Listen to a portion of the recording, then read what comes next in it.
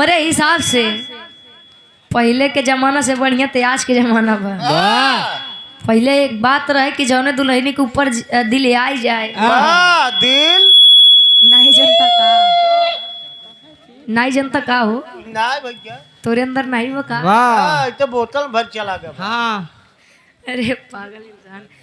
ए भैया पहले जौने मेहरारू के ऊपर दिल आई जाए चाहे वो एक लड़का के माई हो चाहे दुई चाहे 5 लड़कियां की माई हो। यही आपके अंबेडकर नगर में एक महिला थी 45 साल उसकी उम्र थी। 5 लड़का रहे नौकरी। अच्छा समय ऐसा आया पति को पता चला कि हमारे मेहरारू के चक्कर बहरे चलत बा। चक्कर अरे भाई अच्छा जब लड़कवा के पता चला तो कुछ ना कैसे काम करे अपन बोरिया बिस्तर ते बांध चल कहन कहाँ कहीं जैसी ते बतिया थे। अब जब हमारे प्यार इतने सच्चा होते थे कहूँ और थोड़ी हो जाते ते अपन सामान पैक कर हम लिया के चलते तो है। अब दुल्हन बेचारी डेरात बा कहूँ सर मारे ये 100 रुपये देकर सम्मान किए। दीपक यादव ठनेपुर की 5 सर्जमी से 100 रुपये। अच्छा बोरिया बिस्तर अपन बांधे पति बेचारा लग खुशी खुशी अपने मेहरारू के हाथ होकर प्रेमी के हाथ में दे दे ले सारे करिएवा ले जे। अच्छा इतनी बात भाई आए अपने गांव तो ऐसे हमारे बाबू हरें की नहीं कहन का यार तहार मेहरारू 5 गदेलक माई 5 लड़कियां की माई 45 साल के ओकर उम्र बा तू ऐसे कैसे ओकर के चला गया दे दे कहेस भाई ओकरे प्रेमी लगे छोड़ दे तो हम जियत ही अब पता लागत अंदर अंदर प्लान बनवे लागे मारे काटे तो कहाँ जाब लड़का हम पर पाल ले बुझाए उहार खुश रहा बिहार खुश रही। जमाना बड़ा खराब हो गया। सुख और दुख एक सिक्के के 2 पहलू होते हैं। अब ये बिरहा में हम बताओ कि आजकल के मेहरारू और पहले के मेहरारू में अंतर का रहा। क्या बात। पहले के दुल्ही लंबा घूंघट करें काहे बदे जाना थे उनका सबको दांत बड़े बड़े होत रहा। तू देखे जाते रहे हाँ घिसे जात रहे। पहले के मेहरारू लंबा सिंदूर लगावे पूरा मांग भर के या से कि हमार दुल्हा लंबी आयु जिए बेचारा सुहागिन बनकर मैं आई हूँ और सुहागिन बन के इस दुनिया से विदा ले लूं। आज के दुल्ही तनी सब मांग टिकली है जाना तक था बदे ये जल्दी मारा दूसरे जाई। तार वाली कितना लगावत है इनके बेलचस लगावत है। चलो अच्छी बात बकू आगे से बेलचस लगावत है। चलो 150 पार हो जाब तार दिक्कत नहीं हो का करबा तो डैडी आएगा करे बाद डेट हो जाए। चलो तो खुशी यार तू तो पापा यहाँ कहा जाता है मर्द हमेशा पानीदार ही अच्छा लगता है। पानीदार मतलब अपने बात पे टिके कहे रघुकुल रीति सदा चली आई मेरा रूपा जुलुम ढाई नहु मर्द हैं। अरे तो यार उदल कबागी घराना रहा महोबा वाले बजाए थे दुनिया में डंका रास्ता सिंधु सागर को देना पड़ा जिस डगर से गए बाकुरे बीरबंका। वहां से आप लोग सुना महोबा के नगरी में माई देवला के 2 लड़का आल्हा और उदल चारों तरफ हर जगह बस आल्हा उदल महोबा के शेर वीर चाहे तब के हो वीर चाहे आज के हो। ऐसा नहीं बा कि वह समय में सब वीरे रहे ना वैसा नहीं बा कि आज के समय में सब कह रहे हैं ना भैया समय हमेशा बराबर नहीं होता है।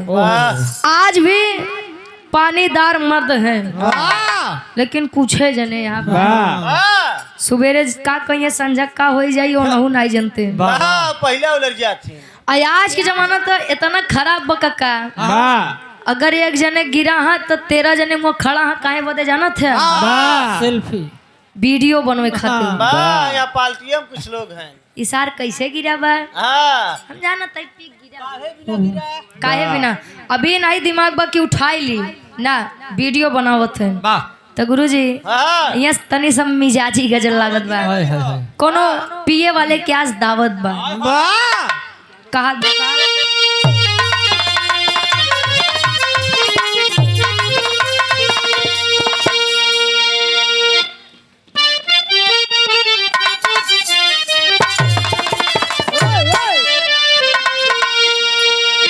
अरे आज पीने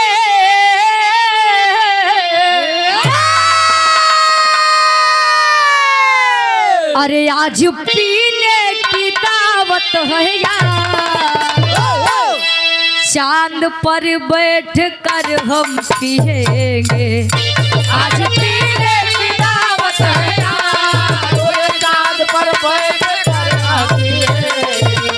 आज पीने की दावत है यार, चांद पर बैठ कर हम पिएंगे। आज पीने की दावत है यारो चांद पर बैठ कर हम पिएंगे उनकी जुल्फों के साए में हंस उम्र भर हम नशे में अरे जिएंगे उनके जुल्फों के साए में उनके जुल्फों के साए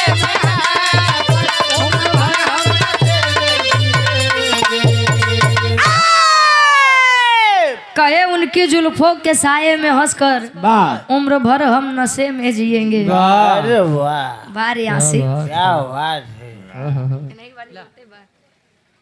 आदरणीय ये गार्जियन जी श्याम बबलू यादव जी ग्राम सराय रजई मंगरौरा पट्टी प्रतापगढ़ से वाह वाह ये हमारे गार्जियन जी के द्वारा इस भाव का सम्मान करते हुए 100 रुपए आशीर्वाद के चाह रही कि हम बच्चे अपनी कला में कामयाब रहे वाह लेकिन एक लाइन कभी का उन वीरों के बारे में भाव है कैसे गुरुजी का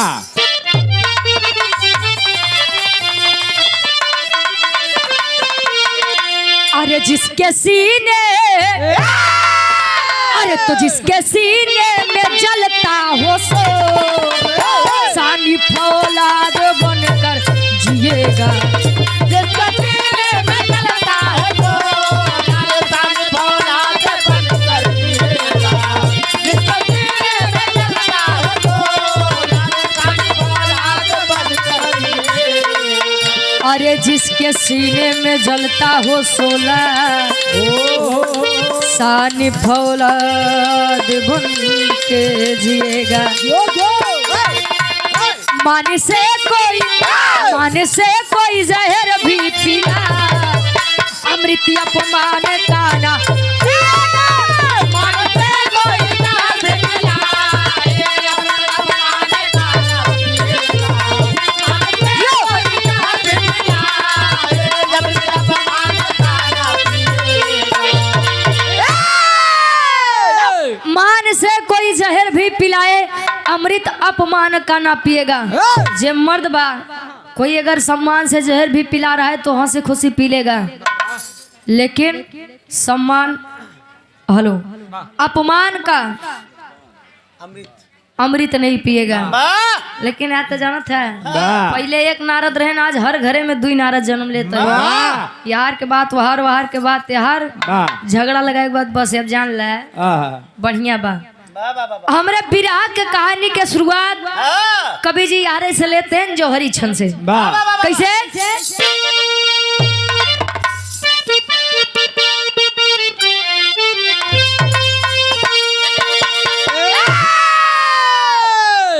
अरे तो कहती हूँ बड़े यदब से ये बिल्कुल बात सही है सोनवा जैसा सुंदर नारी धरती पर नहीं कही है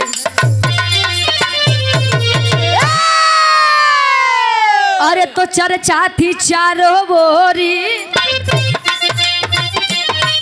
चंदा से सुंदर सोनावा देवला को चिंता रहती ना लागे जादू टोनवा कहती हूँ बड़े यदव से ये बिल्कुल बात बात सही है। और सोनवा जैसे सुंदर नारी धरती पर नहीं कही है। ए भैया, शादी करके जब महोबा नगरी वापस आए, धीरे धीरे समय बीता। दोनों के संयोग से एक बच्चे का जन्म होता है जिसका नाम इंदल बताया जाता है। सोनवा जी उस समय की सबसे खूबसूरत नारी थी। जहाँ देखा खूबसूरती के बखान। अमाई देवला के चिंता रहे हमारी इतनी सुंदर पतो क्यों के जादू टोना नहीं लग जाए। सावन के महीना में माई सोनवा जी बैठी है अपने कमरा में।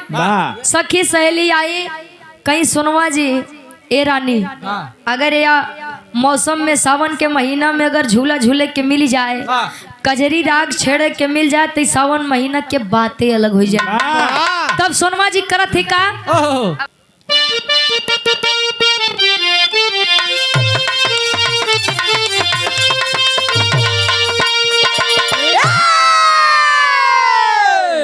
अरे तो ज्वाला को खबर लगी जब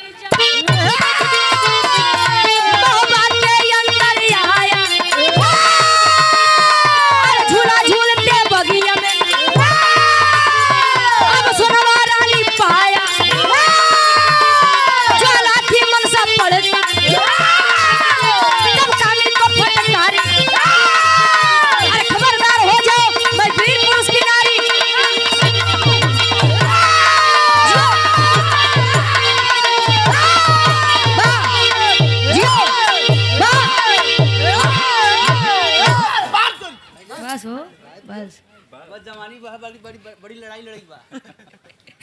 ए भैया, अच्छा जब इतनी बात हुई सोनवा जी, अच्छा उदल जी नीचे मोछी पत्ता दे के, पहले के पुरनिया काका दादा मोछा रखे में बड़ा शौकीन होते रहे।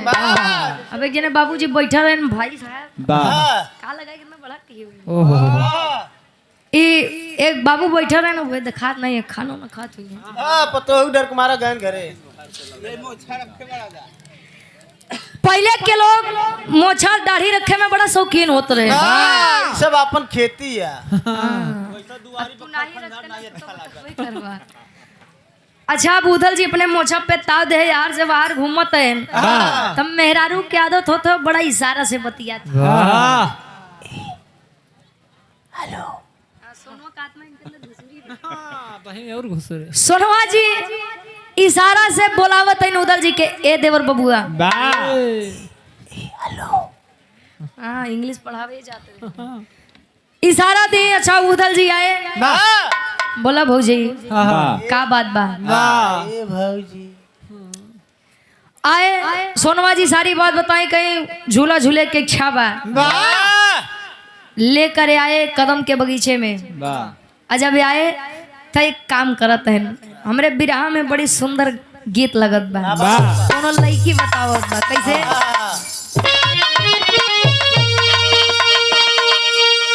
अरे अमवा तखैली,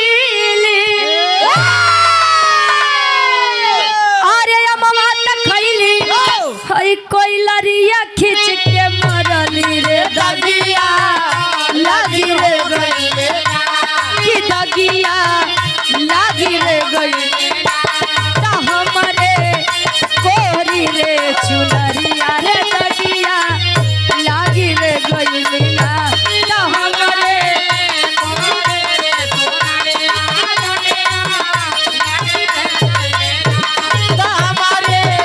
कोरी रे चुनरिया लगी रे गई तनी सा बदला कोनो पतो बतावे। खोल बउआ अपन खोल। अरे सासू मारे तनवा, अरे सासू मारे तनवा, आई नदिया मारे तनवा रे तनवा, हई हो मारे कि तनवा, हई हो मारे ता हमारे भैया के सरवा रे तनवा, हई हो मारे ना ता हमारे भैया के सरवा रे तनवा, हई हो मारे ता हमारे भैया के सरवा रे तनवा, हई हो मारे। झूला डाल के ए भाई एके बंद कर दे। अरे ऐसे बढ़िया पहले डान मार बंद कराओ के। हेलो बंद करो भाई, कहाँ गए ना हेलो। हेलो ठीक है चल। अच्छा बढ़िया बोले तीनों लोग क्या बता सकता है? ये हमारे गार्जियन जी नहीं जाए। ए भैया उदल जी कदम के बगीचे में झूला डाले, झूला डाल के कहे कि हम मर्दों का काम है झूला झूलना नहीं है, चल दिए शिकार करने के लिए। अब बगीचा में झूला पड़ा बा, सखी सहेली कजरी गावत हई। आज अभी आवाज सुन के ज्वाला सिंह आए तक करत का कवि जी भाव में लिखत है। काव्या पाल गाजियाबाद से, ये गार्जियन जी के द्वारा 100 रुपए। हेलो वो तो बताते ओके बंद करा भाई, एके बंद कर दा जैसे पहले बोलत रहन। हेलो एमा बेस बोलत बा, ट्रेबल करा। आदरणीय खिलाड़ी यादव जी ठनेपुर की पावन सरजमी से आशीर्वाद के चार हेलो। नहीं ए भैया कवि जी भाव में दर्शावत है हुआ के दृश्य कैसे। आरे कदम के बगिया में, आरे कदम के बगिया में आइल बेईमानवा जहाँ झूलना जहाँ झूलना तकिया भोली रानी सोनवा जहाँ झूलना झूलेना तकिया भोली रानी सोनवा।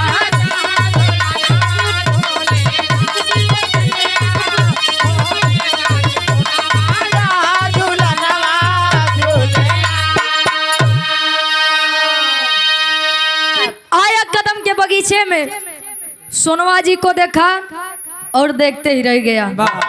हमारे सामने जब कोई सुंदर व्यक्ति आता है, सुंदर चीज आती है, वस्तु आती है, तो हम उसे बड़े ध्यान से देखते हैं। अब ज्वाला जैसे सुना था सोना के बारे में, जब सोनवा जी का सामने से देखे तब देखते ही रही गया। अच्छा देख रहा है सोनवा जी, तब देखे कस कौन है आप, कहाँ से आए हैं, कहाँ से आए हैं। ज्वाला सिंह बताए मैंने आपकी जितनी चर्चाएं सुनी थी, मैंने जितना सोचा था कि आप इतनी सुंदर है, उससे भी कहीं ज्यादा सुंदर है, काबिले तारीफ। ता प्रेम हो गया है आपसे। वाह आई लव यू। इंग्लिश पढ़ावे ये जात रहे। कहे मुझे आपसे प्रेम हो गया है, विवाह करना चाहता हूँ। सोनवा जी जब इतनी बात सुने कहीं पागल हो गए हो, दिमाग खराब है तुम्हारा। मैं हाफ हो गए हो। अच्छा माइंड हाफ के मतलब चूड़ी कुल ढील हुई। अरे पागलों का हाफ माइंड कहा थी। अच्छा जब इतनी बात इको कम करा भाई, जब बढ़िया से गाओ थी नहीं बता सकता। हेलो ठीक है सही बात। हेलो हेलो ठीक बा। अच्छा जब इतनी बात सुने, सोनवा जी बता रही कि पागल हो गए हो। मैं एक विवाहित लड़की हूँ, महोबा के राजा आल्हा के पत्नी हूँ। उदल हमार देवर है ना, सब बात तो छोड़ा, हमरे एक लड़का जेकर नाम इंदल बा। आल्हा उदल के नाम ज्वाला सिंह जब सुने तो एक बार पीछे हो गया। चौक ले लिस। ना ना ना, जब प्यार किया तो डरना क्या, और जब डरना तो फिर करना क्या, नहीं फांसी लगा के मरना क्या।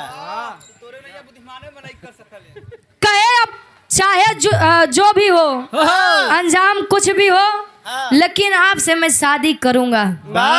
छोड़ ना सके तो है।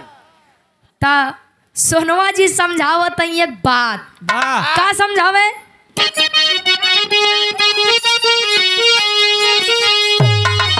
अरे कहीं समझा के तो के, अरे अब जल्दी जाइबा भागी, ता उदल देवा रहवा के खबरिया दिलागी।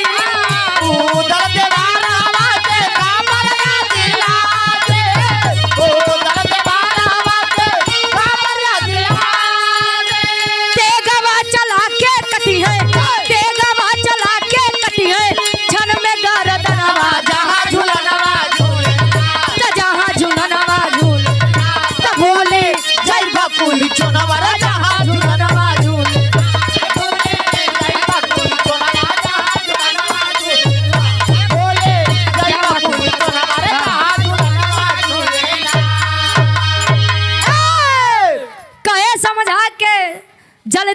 भागी और उदल देवरवा के खबर यदि लागी चले जाइए, प्रेम से समझा रही हूँ। ज्वाला सिंह आया, माँ दुर्गा के बेदी पर बैठा, माँ दुर्गा के आराधना बिनती इबादत करत बा। आहा ए माई, ए माई, ए माई हो। प्रकट हुई माँ दुर्गा, बोल बेटा क्या चाहिए? कहे माई जवन लड़की आज बगिया में दिखान रही, हाय रे, हम उसे बड़ा प्रेम करी थी, हमार शादी उसे करवाए दा, जीवन में आपसे कुछ न मांगब। बेटा ज्वाला सिंह, उसका शादी हो गया है, आल्हा की पत्नी है, और तुम भी जानते हो कि आल्हा बहुत बड़े वीर है। कहे महतारी अब परिणाम कुछ भी हो, लेकिन बिना शादी करे हम मानव नहीं। माई कहीं ठीक बा, लेकिन हमारे एक बात सुन, ओकर एक छोट के लड़का बा, इंदल नाम बा, और माँ के बिना बेटे का कोई अस्तित्व नहीं रहता। वह छोटा सा बच्चा बिना अपने माता के कैसे रहेगा, तू बता। कहे माई ओकर लड़कवा बीचे में आवत बना, बीच में रहबा नहीं करे। मैं आपको वचन देता हूँ। क्या वचन दोगे? माँ इंदल की बलि मैं आपके सामने चढ़ाऊंगा। मातारी कही ओ मस्तु जा, सोनवा को लेकर आया, बाकी सब गारंटी हमार बा। चल दिया, जबरदस्ती लेकर आया। उदल जी आए, भौजाई का नहाई पान, चारों तरफ हल्ला हो गई, सोनवा जी नहीं मिल रही हैं। फरार हो गई, सुनवा गायब हो गई, फुर्र हो गई। अच्छा बिहार, इतनी बात जब पता चली, आल्हा जी उदल जी बड़ा शौक में बैठे, अरे यार किसकी इतनी जरूरत हो गई कि मोहब्बत के इज्जत पर हाथ डाल दिया।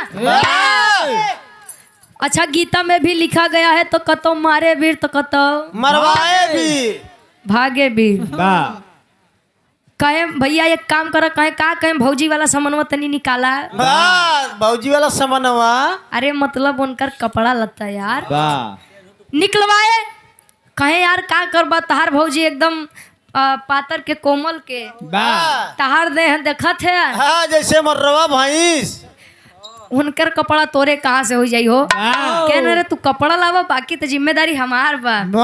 चल दिए, साड़ी पहने, साड़ी पहने बढ़िया से, लाली लिपस्टिक लगाए, पिठाई में काजर लगा ले हैं। अच्छा काजल पिठाई में लगाए वाली चीज है। चल दिए, चूड़ियारिन का रूप बनाई के चूड़ी ले लो, चूड़ी ले लो, ए चूड़ी ले लो, चूड़ी। मनिहारी ना आएगी। आदरणीय हृदय के गार्जियन जी इंदल यादव जी, वाह, ठनेपुर की पावन सरजमी से 151 रुपये आशीर्वाद के चारे कि हम बच्चे अपनी कला में कामयाब रहे। कहूँ बेचे वचे रहे का यार, लवली में वही पुल के नीचे। ए भैया चुड़ियारिन का रूप बना के यार बाहर घूमत हैं, पहुंचा है जब पथरीगढ़ में, तो ज्वाला सिंह के एक बिटिया रही जेकर नाम सुगा पंखिनी बताया गया। सुगा पंखिनी को सोनवा जी कहीं कि जा तू न बिटिया तनी लिया तू, 1.5 दिन हो के बाद चूड़ी पहिरे, तनी चूड़ी वगैरह पहिर, नरमी कलैया सुकुआ। जब आए तब हो का यार सोनवा जी घूंघट करे, यहाँ हो का एक लाइन गीत लगत बा।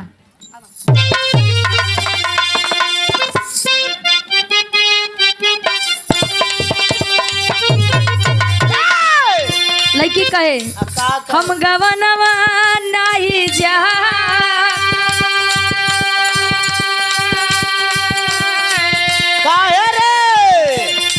हम गवनवा नहीं जा, हम गवनवा नहीं जा, नई नई प्रीत लगल यही रनवा, हम गवनवा नहीं जा, नई नई प्रीत लगल यही रनवा।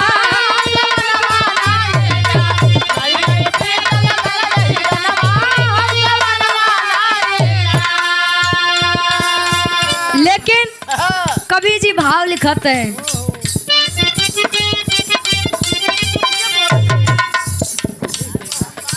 रण जुझरवा चल लेना,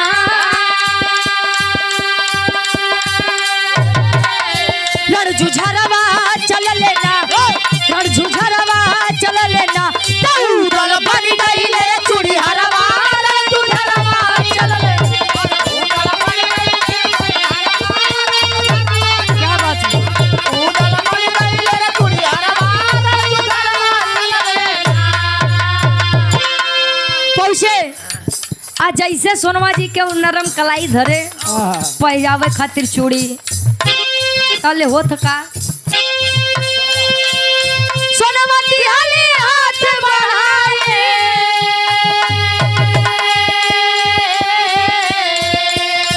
उदल धइले नरम कलाई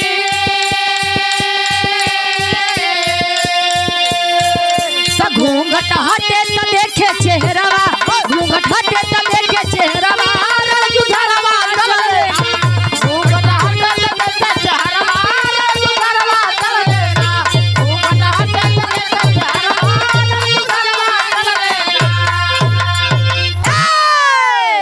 कलाई को पकड़े हवा चली सोनवा जी के घूंघट जब उठा सोनवा जी का उदल जी देखे फेंक के चूड़ी उड़ी खड़ा हो गए का भौजी एक मर्द के हाथ तो नहीं अच्छा लागत रहन का बोला ये भौजी क्या कमी थी हम लोगों के प्रेम में हम लोगों के स्नेह में क्या कमी थी भाई के प्रेम में और ये सब करते हुए आपको अपने बच्चे का सूरत नहीं दिखा तुझको शर्म नहीं आई पागल हो गई हो एक मर्द का हाथ छोड़ कर एक नामर्द का हाथ थामी हो सोनवा जी कहीं है देवर बबुआ रे भौजी तनी गरमा कम पहले हमारी बात सुना का बात कहे कि मैं अपनी खुशी से यहाँ पर नहीं आई हूँ जा करके अपने भैया से कह दो 1 महीने के अंदर अंदर यदि वह मुझको नहीं लेकर गए मैं मर जाऊंगी लेकिन इस नामर्द का हाथ नहीं थामूंगी कहे मतलब कहे कि मतलब ही बा कि हमके जबरदस्ती लेके आई बा कहन तक रे सारे बड़े भैया के बुलावे का जरूरत बा एक सारे काट ले हम कुल हाथ गोड़ मुड़ी यार कहे ने के तो हम अकेले नहीं छोड़ब पागल भैया भैया का तकलीफ देख के तब ले उदल जी करत हन का हमरे विराह के आखिरी गीत लगत बा कोनो पान बेचे वाली कहे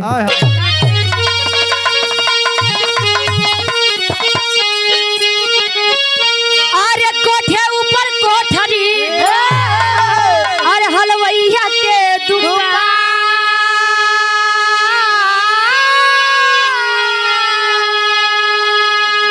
अरे हाथ से लड्डू छूट गया पनवरिया मारे सान अरे पनावा खैला राजा हमारी दुकान खैला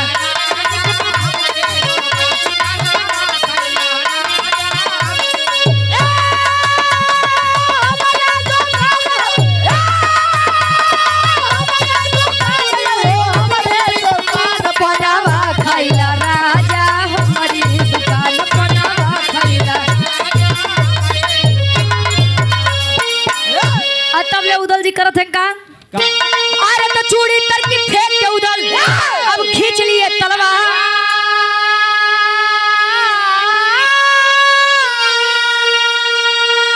अरे तो काली सोनवा मान जदेवर अरे पैया भरी तोहार अरे ऐसे ना पैबा ज्वाला के तू हमारा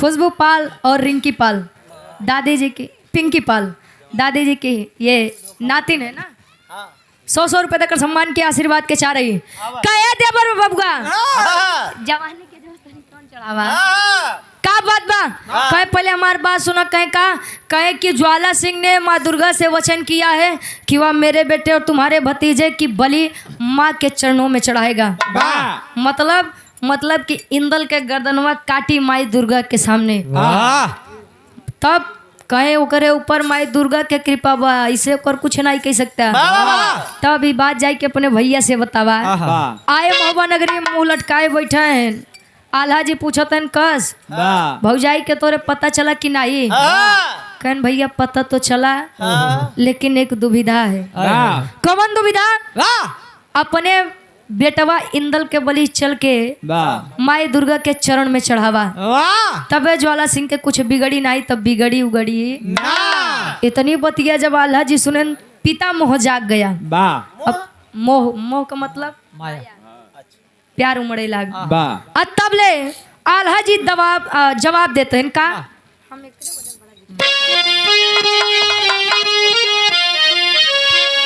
अरे लौटे महोबा में अब महोबा के बाघा ता उदल के रोवल देखल तब आल्हा दादा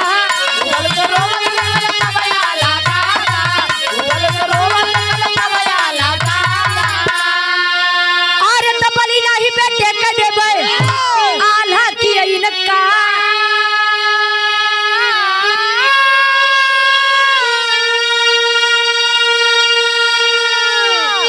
अरे त भला ई बिन मेहरारू के जिंदगी बीती हमार अरे ऐसे ना पैबा ज्वाला के तू हमारे हेलो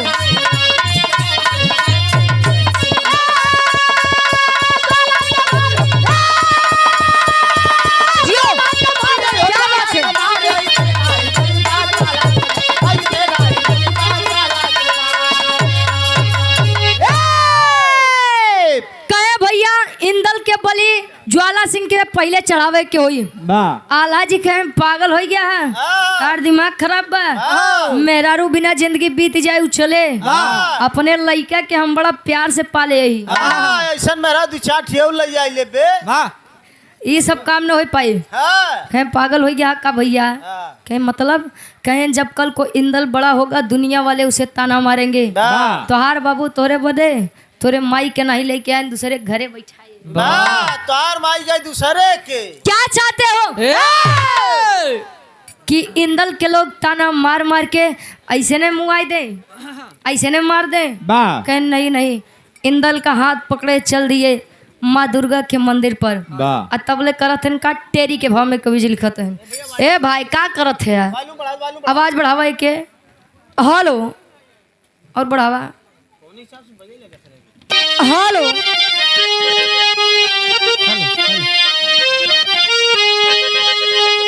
अरे राम गधेला लेके मंदिर में गए अरे गधेला लेके मंदिर में गए तो सुनवा कारण आल्हा उदल पीर बघेला यार बघेला यार बघेला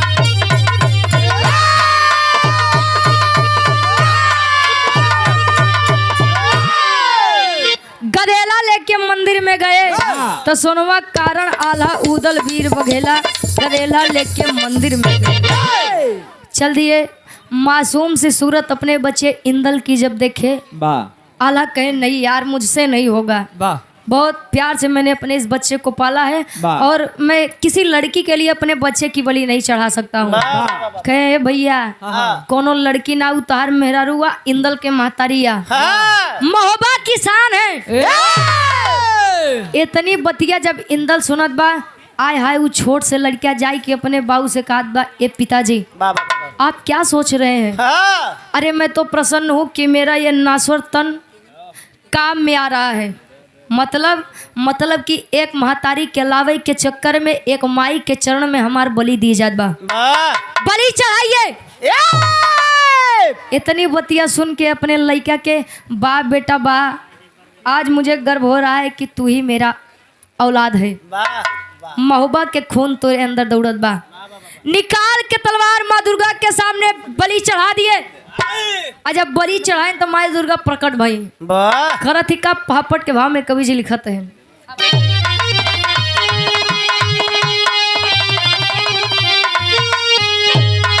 अरे बलि चढ़ौते ढोलल बा आसनवा दुर्गा बोली हो। अरे तो बलि चढ़ौते ढोलल बा आसनवा दुर्गा बोली हो। तब मांगा आल्हा मांगा तू वरदानवा दुर्गा बोली हो।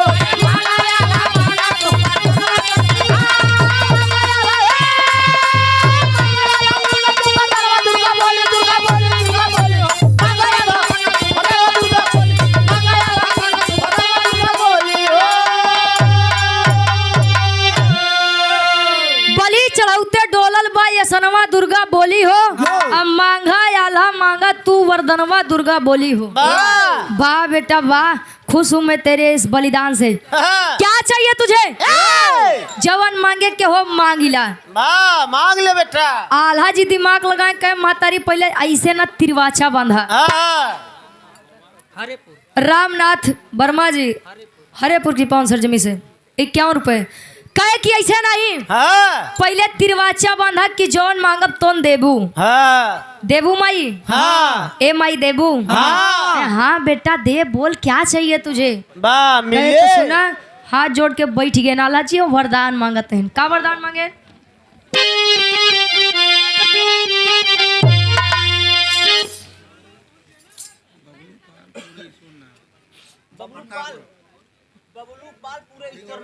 आदरणीय हमारे गार्जियन जी बबलू पाल जी, पूरे ईश्वरपुर की पावन सरजमी से हमारे गार्जियन जी।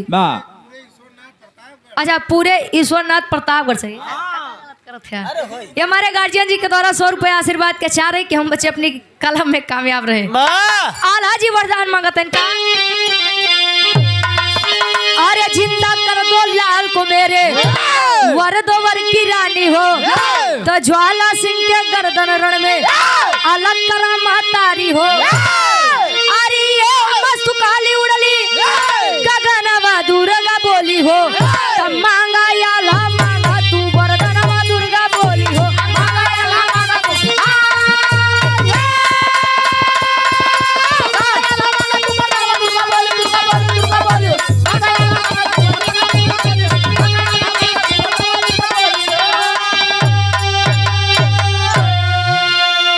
ए माई हमका वरदान दे चाहती है तो सुना, जोने लइका इंदल के बलि हम तोरे चरण में चढ़ाए वो लइका हम के दैदा। माई दुर्गा तिरवाचा बांधी थी अपने बात पे टिक्की एवं मस्त इंदल को जीवित करी। और तब ले पूछते हैं माई एक वरदान और चाहिए कवन? वाह ज्वाला सिंह के रण में गर्दन हम अलग कही क्या माई। इतनी बात सुन करके एवं मस्त कह के दुर्गा माँ चली गई।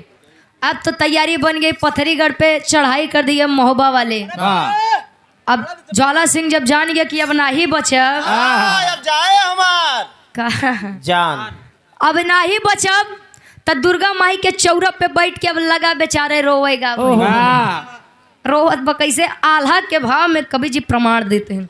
ये 100 रुपए रोहित पाल भैया जी उदयपुर की पावन सरजमी से आशीर्वाद के चाह रही।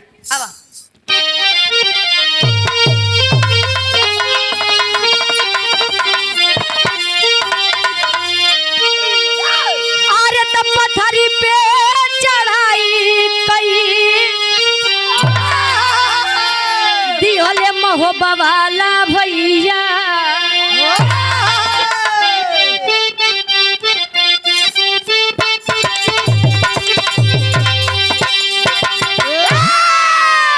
अरे तो ज्वाला के खबरिया लागल होते ही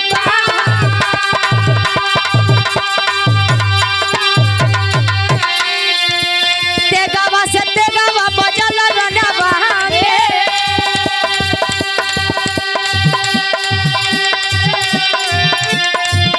अरे दुर्गा जी के मंदिर पहुंचा हो ही के लाचा।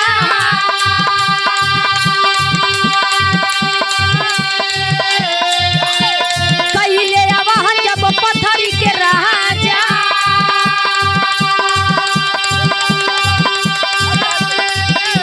दुर्गा माई मदद से कैली ये नक्का।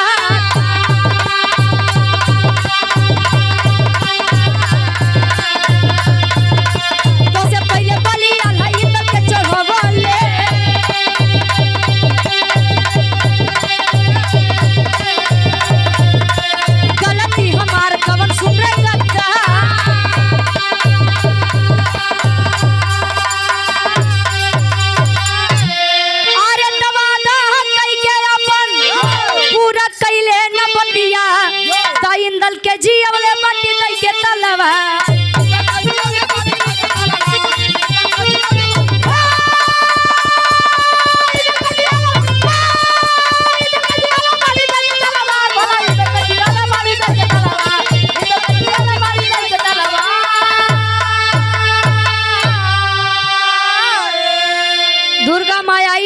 कहीं का बात बा बोल। हाँ बोल। ए माई तार हम दिन रात पूजा आराधना वंदना करी थी हमके बचाई ले माई, आज के बाद ऐसा गलती कबो न करब।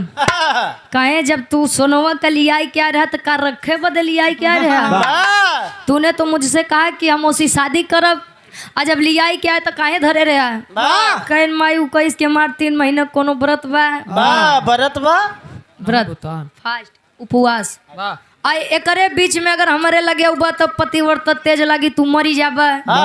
हम कहे तो का मतलब बा जब ओकरे लगे नहीं जाए बा तो बियाह है का कैले बा। हम कहे 3 महीना के बाद बा के देख के बिताई देबे। कहन त हम ओका थोड़ी क्यों जानी था, वो तू जाना आल्हा जाने। ए माई बचाई ला, तूने वादा करके अपनी बात पूरा नहीं की है। एक पिता होकर के आल्हा ने अपने बच्चे इंदल की बलि मेरे चरणों में चढ़ाई है। अब सुन तार तो मदद हम नहीं करब, लेकिन एक तोका हम सलाह देते ही। कवन सलाह? आखिरी भाव खड़ी के भाव में कवि जी लिखत है, माई दुर्गा समझावे का।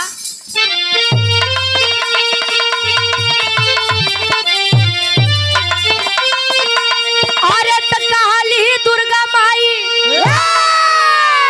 ज्वाला न मचावर रिया, जोड़ा आला उदल संगे नाता के डोरिया।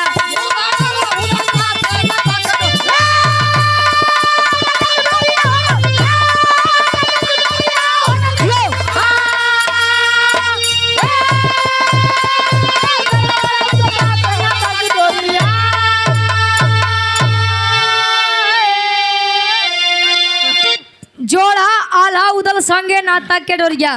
अब हमार माना कि सोनमा के मेहरारू बनवे के सपना अब छोड़ा त कहना वो का समधिन बनावा। ए माई पागल हो गया का। हम उसी रिश्ता कैसे जोड़ ली देखत या हमार जान ले पे उतारू बा। कैसे बचब?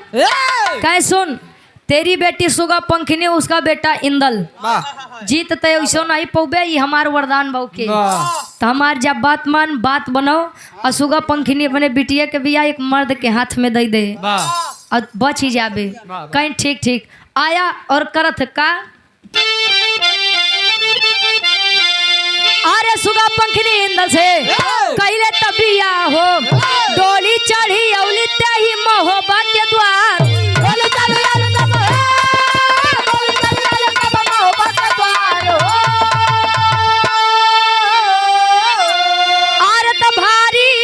सोनवा के अब कैल चोरिया, जोड़ा आला उदल संगे नाता के डोरिया।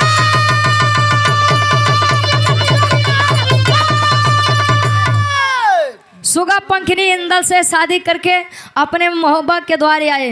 कहे भारी पड़ल सोनुमा के कैल चोरिया। ये बड़े काथन के झगड़ा तीने चीजी बड़े होते, जर जोरू जमीन। इनके पीछे ढेर नहीं बना, ये चाहे तो बनाई दे, ये चाहे तो कुल नाशे कह दे। तिरिया चरित्र दैबो न जाना है। आखिरी में खानदान के परिचय बा, फिर हमारे गार्जियन जी के फरमाइश बा डॉक्टर B.R. अम्बेडकर साहब के कोनो गीत हो। गुरु बिहारी गुरु गणेश गुरु रामलाल मुरबा का।